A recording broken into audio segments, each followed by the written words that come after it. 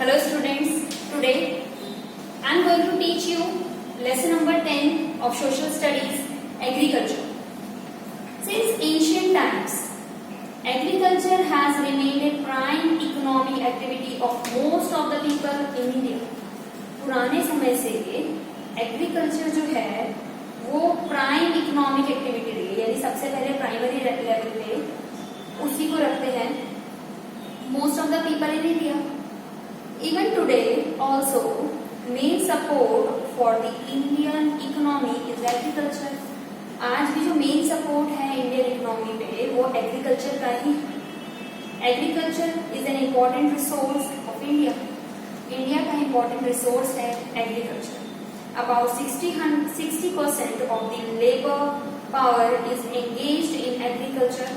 60% labour power जो है वो एंगेज है एग्रीकल्चर में. इसके अलावा besides supplying food to the people of India, raw material for many industries also comes from agriculture. बहुत सारे जो रॉ मटेरियल है और जो इंडस्ट्रीज है वो जो कि एग्रीकल्चर से ही मिलती है. Agriculture occupies about 22% of the national product. National product का 22% एग्रीकल्चर पे depend. Crops and other farm products hold about 18% contribution in export, which earns huge foreign exchange. जो क्रॉप्स और दूसरे फार्म प्रोडक्ट्स हैं वो 18% कंट्रीब्यूशन देते हैं एक्सपोर्ट में, which earns huge foreign exchange, जो कि अर्न करता है huge foreign exchange. The Indian economy is mainly dependent on agriculture. जो इंडियन इकोनॉमी है वो मेनली डिपेंड करती है एग्रीकल्चर पर. Thus India is an agrarian country. इसीलिए इंडिया जो है वो एक एग्रेरियन कंट्री है. In most of the areas in India 2 or more crops annually can be taken due to the factors like fertile plains, favorable climate for round the year cultivation, irrigation, skilled and hard working farmers etc. जो ज्यादातर areas जो हैं India में 2 और 2 से भी ज्यादा crops जो हैं एनुअली यानी साल में वो इन फैक्टर्स की वजह से फर्टाइल प्लेन हो, फेवरेबल क्लाइमेट हो, पूरे साल cultivation, irrigation, skilled hard working farmers etcetera इनकी वजह से होगा. Even then the progress in the field of agriculture is not sufficient. उसके बाद भी जो प्रोग्रेस है एग्रीकल्चर की फील्ड में वो सफिशिएंट नहीं है. इंडियन फार्मर्स जो है जनरली पुअर एंड अनएजुकेटेड. वो पुअर हैं और अनएजुकेटेड हैं. Agricultural production in India is much less compare to the world due to reasons like inadequate facilities of irrigation, irregular and uncertainty of rain, more population, large family, smaller farms, no interest in experimentation, less usage of chemical fertilizers, modern machinery and scientific approach for cultivation, educated mass opting away from agriculture, the so-called lower status for agriculture in the society, etc.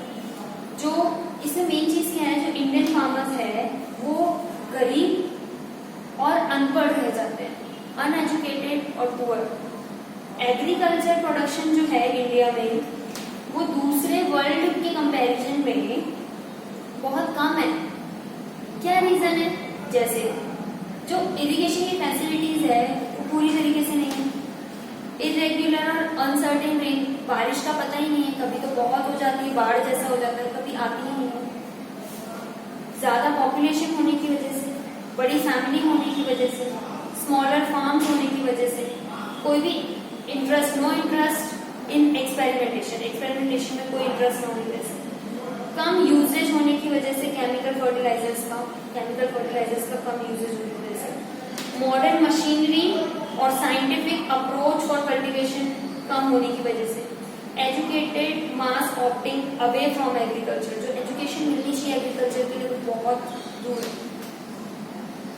ये जो lower status है agriculture का society का, ये कुछ reasons है जिसकी वजह से. टाइप्स ऑफ फार्मिंग, कितने तरीके की फार्मिंग होती है. Socio economic condition of the people of India, administrative policy and the entire Indian economy are associated with agriculture, जो सोशियो इकोनॉमिक कंडीशन है लोगों की इंडिया के, एडमिनिस्ट्रेटिव पॉलिसी है, पूरा इंडिया जो है इकोनॉमी और एसोसिएटेड है एग्रीकल्चर के साथ। फार्मिंग जो है वो क्लासिफाई करता है according to irrigation methods, farm outputs, economic return etcetera. First, subsistence farming. Independence के बाद, after independence, many agricultural development projects are implemented, yet the economic condition of India farmer is very weak even today. Independence के बाद बहुत से agricultural development projects हैं जो कि implement किए गए, अभी भी जो इकोनॉमिक कंडीशन है इंडियन फार्मर की वो बहुत वीक है। Costly seeds, fertilizers and use of insecticides are not affordable in smaller farm holdings.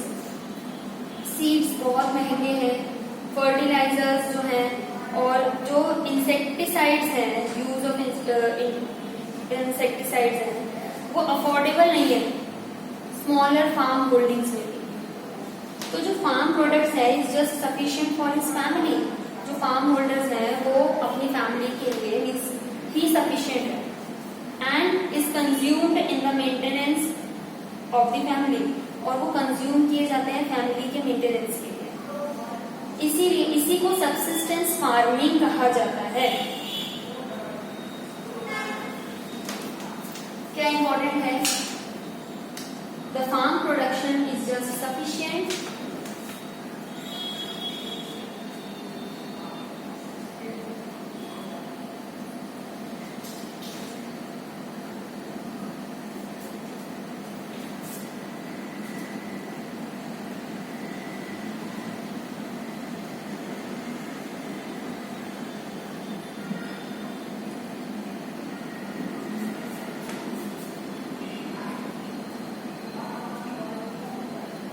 for his family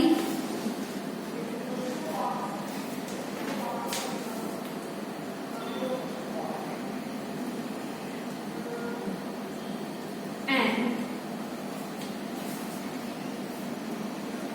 is consumed in the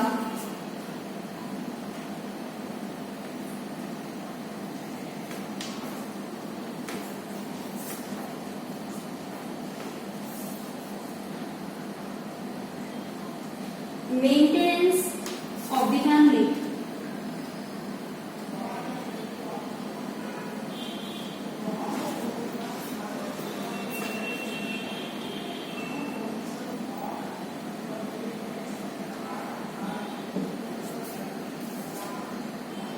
This is called subsistence farming.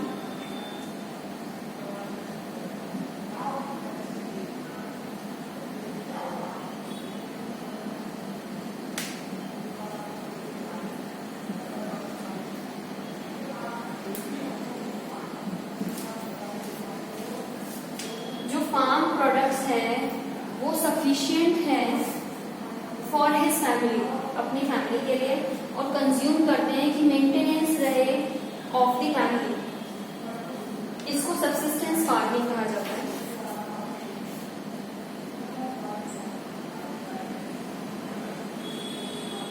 Okay, so even today, अभी तक जो Indian agriculture is considered to be an Indian agriculture जो है उसको consider किया जाता है एक एक्टिविटी फॉर लाइफ मेंटेनेंस होती है, एक ऐसी एक्टिविटी जो कि लाइफ मेंटेनेंस के लिए होती है।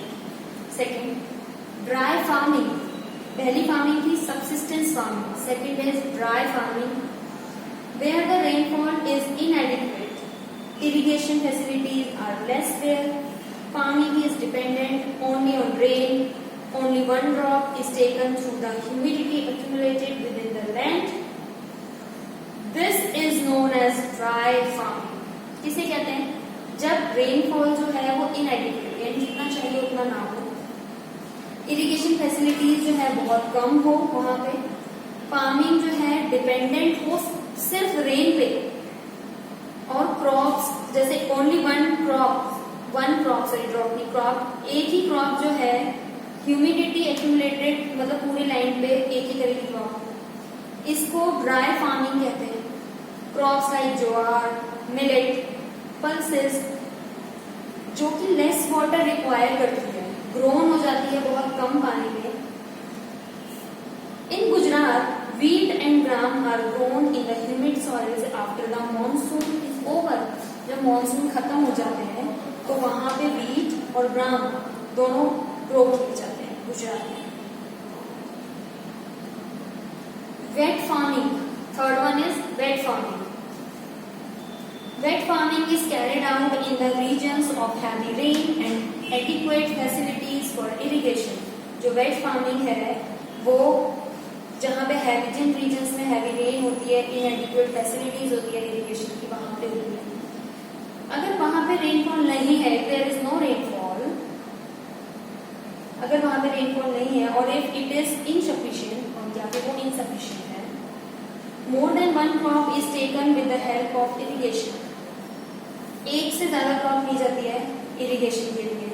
Where in paddy, sugar cane, cotton, wheat and vegetables are grown। वहां पे paddy, sugar cane, cotton, wheat और वेजिटेबल्स जो है ग्रो किए जाते हैं। Fourth one is jhum agriculture, shifting agriculture. यहाँ पे फॉरेस्ट जो है आर बर्न एंड क्लियर, जला दिए जाते हैं, क्लियर हो जाते हैं। And farming is carried out there, और यहाँ पे फार्मिंग होती है। The farming takes place for 2 और 3 years। जो फार्मिंग है वो 2 और 2 से ज्यादा जगह पर होती है। When soil fertility is reduced, जब soil fertility reduce होती है, that area is abandoned and the same method is applied to the start farming at other place। और वही same farming method दूसरे place पे करा जाता है। इसको झूम कल्टीवेशन बोलते हैं, शिफ्टिंग कल्टीवेशन। Cereals और vegetables are grown in this type of agriculture। इस तरीके की एग्रीकल्चर में cereals और vegetables ग्रो किए जाते हैं। The production is less in this type of agriculture। इस तरीके की एग्रीकल्चर में प्रोडक्शन जो होता है वो कम होता है। Fifth one is plantation agriculture. This is a special type of agriculture, ये स्पेशल टाइप का एग्रीकल्चर होता है। यहाँ पे rubber, tea, coffee, cocoa, coconut, apple, mango, oranges, grapes, amla, myrobalan आंवला, लेमन, खारेक यानी खलेला यानी ड्राई डेट, खजूर बोलते हैं, ड्राई खजूर, खारेक, खलेला यानी dry date etcetera are reared with great care. इधर उधर ये जरूरी है, it is necessary that there should be more capital investment, कि यहाँ पे कैपिटल इन्वेस्टमेंट ज्यादा हो। स्किल और technical knowledge, machines, fertilizers, production on all sides, हर साइड पे प्रोडक्शन, एक्विजिशन और ट्रांसपोर्टेशन फैसिलिटीज अच्छे से। Intensive farming, 6th। Intensive farming is the mechanized way of farming through utilization of increased irrigation, use the chemical fertilisers.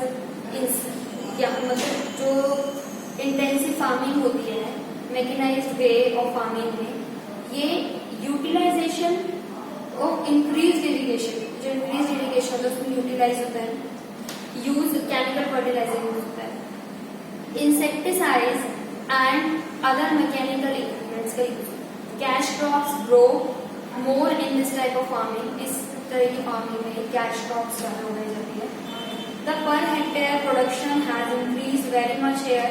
जो per hectare production होती है यहाँ पे ज्यादा इंक्रीज होती है। The area sown under these crops has increase.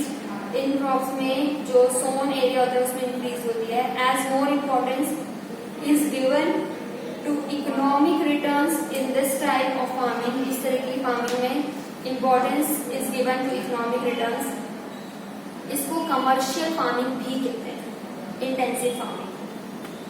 Farming methods, अभी हमने पढ़ा types of farming, now farming methods. Organic farming, sustainable farming, mixed farming etcetera are some of the current methods of farming. ये farming के कुछ current methods हैं India के।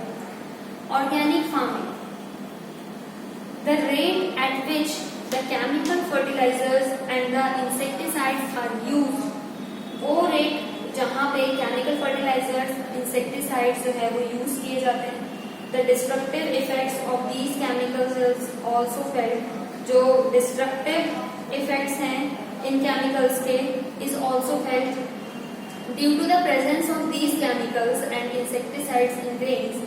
ये जो chemicals की presence की वजह से insecticides जो grain में हो जाते हैं उसकी वजह से vegetables और fruits it has affected adversely जो ये hygiene of the people, जो लोगों का hygiene से adverse effect करते हैं.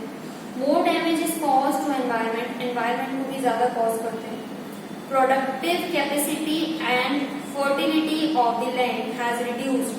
जो productive capacity होती है और fertility होती है land की वो reduce हो जाती है, जिसकी वजह से जो crop production है land का और उसकी quality का वो reduce हो जाता है लंबे समय. Organic farming is that method of farming in which organic farming वो farming होती है जिसमें यूरिया और any other chemical fertilizer and insecticides are not used, जिसमें दूसरे तरीके के insecticides और chemical fertilizers यूज नहीं होते हैं. For the nutrition of the crop done, earthworm fertilizer, composite fertilizer, etc. are used. ये सब यूज होते हैं जो न्यूट्रिशन होता है क्रॉप डंग और जो अर्थवॉर्म फर्टिलाइजर्स होते हैं, कंपोजिट फर्टिलाइजर होते हैं, ये यूज किए जाते हैं न्यूट्रिशन के लिए. Cow urine, neem solvents, buttermilk etcetera are used for the protection of crops. Crops की प्रोटेक्शन के लिए यूज किया जाता है. Organic products are full of nutrition, वो न्यूट्रिशन से भरपूर होते हैं. They contain natural taste, sweetness and fragrance. इसमें नेचुरल टेस्ट होता है, कंटेन करते हैं, स्वीटनेस होता है, मीठापन होता है और खुशबू होती है. There are minerals, vitamins and life energizing elements in these crops. In crops में minerals होता है, vitamins होते हैं और life energizing elements होते हैं. Nowadays, आजकल के समय में organic farm products are more in demand, so the farmer also get a good return. आजकल ऑर्गेनिक फार्म प्रोडक्ट्स जो हैं वो ज्यादा डिमांड में होते हैं, इसीलिए जो फार्मर्स हैं उनको भी गुड रिटर्न मिलता है. Second one is sustainable farming. In order to see that the soil fertility is retain for a long time, care is taken for crop rotation. ये देखने की बजाय कि सॉइल फर्टिलिटी क्या है, कितने लंबे समय तक चलेगी, क्रॉप रोटेशन की प्रोटेक्शन केयर ज्यादा की जाती है. Use of chemical fertilizers use किए जाते हैं ओनली व्हेन नेसेसरी, जहां जरूरत हो सिर्फ तभी केमिकल फर्टिलाइजर यूज होते हैं. Use of biotic controls for insects and harvest, water conservation etcetera. Next one is mixed farming. Here the cattle rearing, poultry, sericulture and fishery, ये सब जो है ये मिक्स्ड फार्मिंग के पार्ट है. Are also carried out simultaneously along with farming. Farming के साथ साथ ये सारे काम भी साथ साथ चलते हैं. Now agricultural products of India. India के agricultural products as per the seasons, the agricultural crops of India can be grouped into 3 categories. Season के अकॉर्डिंग एग्रीकल्चरल क्रॉप्स जो है उनको 3 कैटेगरी में बांटा गया है. Kharif, rabi crop, zaid crop. First, second, third ये आप इसमें देख सकते हो. जो खारिफ क्रॉप होती है यानी मॉनसून, राबी क्रॉप विंटर और zaid crop summer winter and monsoon. तो जो खारिफ क्रॉप है यानी जो खरीफ क्रॉप मॉनसून वाली जो क्रॉप है, crops which are taken during ये रेनी सीजन में होती है उसे खारिफ क्रॉप बोलते हैं, जो विंटर में होती है उसे रबी क्रॉप होते हैं, जो समर में होती है उसे ज़ेद क्रॉप. जो खारिफ क्रॉप है उसका जो टाइम होता है वो जून जुलाई से लेके अक्टूबर नवंबर तक, रबी क्रॉप का अक्टूबर नवंबर से लेके मार्च अप्रैल तक, एंड मार्च से लेके जून तक रहता है ज़ेद क्रॉप. पैडी, मेज, ज्वार, मिलेट, कॉटन, तिल, ग्राउंडनट, मूंग एंड मड ये खारिफ क्रॉप होती है. वीट, ग्राम, बार्ले, मस्टर्ड, लिनसीड ये सब राबी क्रॉप्स होते हैं।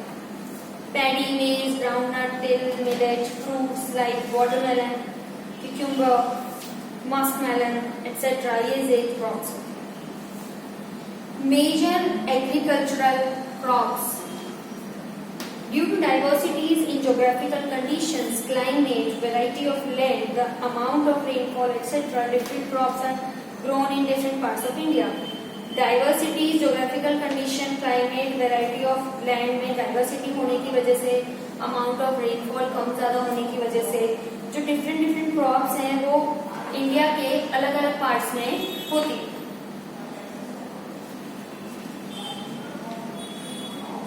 एक टेबल और दिया है यहाँ पे, major agricultural products of India. यहाँ पे फूड ग्रेन्स दे रखे हैं, पल्सेस, ऑयल सीड्स, बेवरेजेस जो ड्रिंक होती है पीने के लिए, tea, coffee, cocoa etcetera, cash crop, condiments, fruits और vegetables. Now food grains. Grains are cultivated in about 75% of the total area sown and about 50% of the total production comes from grains. Major food grains are as follows. अभी कुछ food grains है जिसको हम next lecture में continue करेंगे। Food grains के बारे में दिया हुआ है, जैसे राइस हो गया, व्हीट हो गया, ये हमारे इंडिया के किस किस पार्ट में होता है। फिर देन मिलेट हो गया, मेज हो गया, पल्सेस दालें, oil seeds, groundnut, sesame, til, mustard, coconut, castor oil, ये सब पढ़ेंगे। देन बेवरेजेस मीन्स जो ये टेबल में हमें सब कुछ दिया हुआ है, लाइक फूड के बारे में जितना दिया है, पल्सेस के बारे में जितना दिया, ऑल सीड्स के बारे में दिया है, beverages, cash crops, condiments, fruits, vegetables, जितना जितना इसके बारे में दिया गया है। जैसे फूड ग्रेन्स में देखा है पैडी, व्हीट, ज्वार, मिलेट, मेज, बार्ली। पल्सेस में तुअर की दाल, मूंग दाल, ग्राम, पीस, मटर की दाल मीन्स बीन, मट, urad dal, lentil dal, pulses. Oil seeds में ग्राउंड नट मीन्स मूंगफली का तेल और तिल का तेल, soybean oil, castor oil, mustard oil, sunflower oil, linseed oil, coconut oil, ये कुछ ऑयल सीड्स दे रखे हैं। बेवरेजेस में tea, coffee and cocoa. Cash crops में cotton, sugarcane, jute, tobacco, rubber, ये सब कैश क्रॉप्स होते हैं। कॉन्डिमेंट्स क्या हो गए, क्यूमिन सीड्स लाइक यानी कि जीरा, फेनल, सौंफ, इसबगोल होता है, I don't know what to say in Gujarati but इसबगोल होता है। कोरिएंडर लाइक धनिया powder, fenugreek, ajwain, black pepper, garlic, ये सब चीजें दे रखी है कॉन्डिमेंट्स में। फ्रूट्स में mango, banana, chikoo, papaya, grapes, jujube, apple, guava. Vegetable में potato, brinjal, onion, bottle gourd, turiya, ladies finger, cabbage, cauliflower, various vegetables. इस तरीके से बहुत सारी वेजिटेबल्स हैं। तो अभी तक हमने जो इस लेक्चर में पढ़ा वो एग्रीकल्चर के बारे में पढ़ा कि इंडिया किस तरीके से डिपेंडेंट है, टाइप्स ऑफ फार्मिंग पढ़ा जिसमें subsistence farming, dry farming, wet farming, shifting agriculture, plantation agriculture, intensive farming. Then farming methods पढ़े, organic farming, sustainable farming, mixed farming. Now we will read about food grains in next lecture. Okay, till then आप लोग इसके notes वगैरह prepare करो ना. And if you have any doubt, you can contact me. You can ask me. Bye.